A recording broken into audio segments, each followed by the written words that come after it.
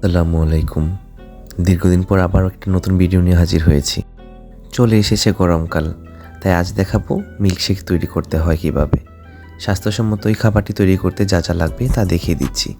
নিয়ে নিচ্ছি আমি হাফ কেজি দুধ, নিয়ে নিচ্ছি 250 গ্রাম খেজুর,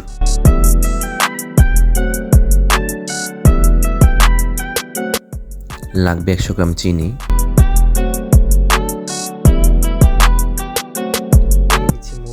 টেস্ট বাড়াতে আরও লাগবে মধু। খেজুরের মিল্কশেককে আরও বেশি টেস্টি করতে নিয়ে নিচ্ছি আমি ইনস্ট্যান্ট অরেঞ্জ ফ্লেভার পাউডার। তো চলে যাচ্ছি তৈরিতে। আমি একটা ব্লেন্ডারে সব কিছু নিয়ে নিব যা যা উপকরণ ছিল।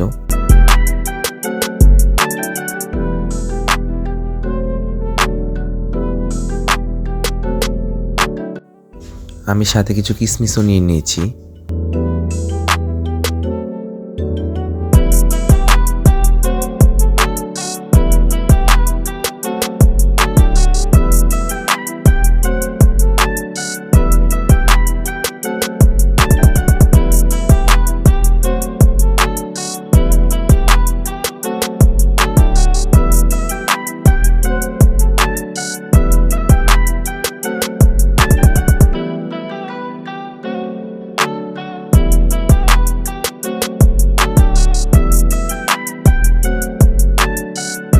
একত্রিত করার পর আমি এবার ব্লেন্ড করে নিব।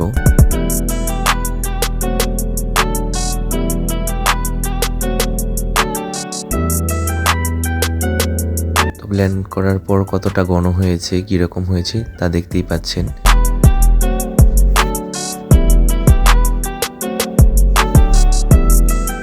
তো আমার ব্লেন্ডিংয়ের পর কালারটা অনেক সুন্দর এসেছে।